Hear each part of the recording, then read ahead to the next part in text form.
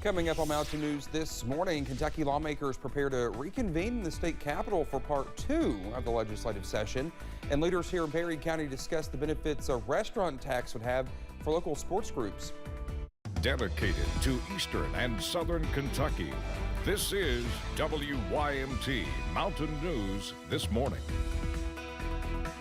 Good morning to you. It's Tuesday. I'm Dakota Makris. Thanks so much for waking up with us. Let's take it over to Brandon for a look at our forecast this morning.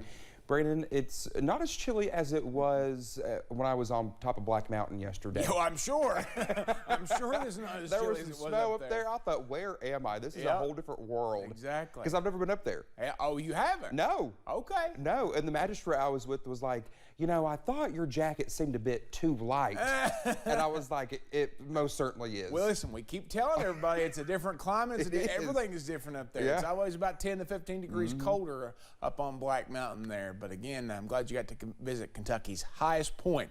Let's see what's going on this morning. And the reason it is a bit warmer is because we have some cloud cover out there drifting back and forth. Not completely clouded over just yet, but I do think we'll see more of that as we head through the daytime hours. 20s, 30s, and 40s, but right now more 40s than anything. 44 in Jackson, 46 in Somerset, 45 in Williamsburg, but 28 Clintwood, Jonesville as well, and 29 in Grundy.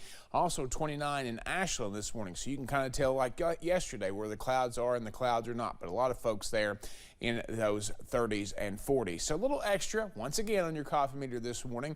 And it's not because it's Monday today. It's because it's Monday 2.0. But, of course, it's just because it's a little bit chilly out there in spots. Out the door forecast, those clouds are going to increase. I do think we stay dry today and mild. Temperatures will get into the low 60s for daytime highs thanks to some southwest winds. Dakota? All right, Brendan, thank you. Well, today, President Joe Biden is scheduled to deliver his second State of the Union address to a joint session of Congress. Ahead of the speech, members of Congress are talking about what they say their constituents need to hear from the president. Here's some of what Representative Hal Rogers had to say ahead of the president's address.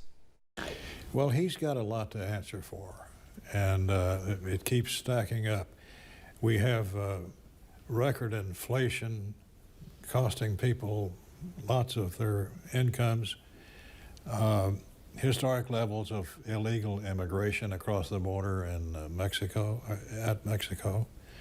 illegal drugs, fentanyl especially, flooding across that border, killing 100,000 of our citizens a year. Well, you name it, they name all of these problems, any one of which is enough to cause a real problem. Not to mention China sending a spy satellite across our country, taking pictures of who knows what. So he needs to answer for that too. The State of the Union address begins at 9 p.m. Today, Kentucky lawmakers will reconvene in Frankfort for part 2 of the legislative session. It will last through mid-March. Senators have until the 21st of February to submit new bills. The House has until the 22nd. Kentucky's teacher shortage is on this morning's agenda. A House committee is set to hear testimony and discuss potential solutions. Perry County leaders say a restaurant tax could benefit athletic programs in the area. Hazard High School currently uses the concrete around its football field as a track. With enough money, athletic director Eddie Browning says the program can take another step. We can practice a little bit on the field that we have, or the track that we have, but it's not a full track, and it would be so much better to have that in our community to where we could step out there and use that for practice, maybe use it for meets. If the county gets the ability to impose a restaurant tax, Browning is hoping for an athletic facility that could bring more teams into the area. A surface mine in Wise County, Virginia, it's right next door to Harlan County, is undergoing reclamation after 3 organizations sued and later reached an agreement with the mine operator. We talked with the county magistrate about how this has an impact on both Kentucky and Virginia. Black Mountain is the highest peak in Kentucky. If you are driving to or from Virginia, you will see this surface mine in Wise County, Virginia. It neighbors Harlan County. There's been just various questions, all the way from, is that what mining looks like, or was that a nuclear test site, or what is the situation with that?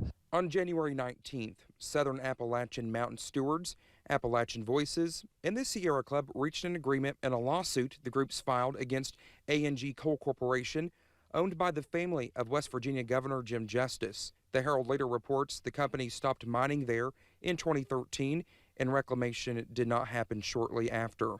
It's more profitable in the long run to reclaim as you mine, as opposed to just mining and then having to come back and have a pure expense of reclamation. Harlan County District 3 Magistrate Paul Browning has mining experience. He says he is happy to see what reclamation is going on so far.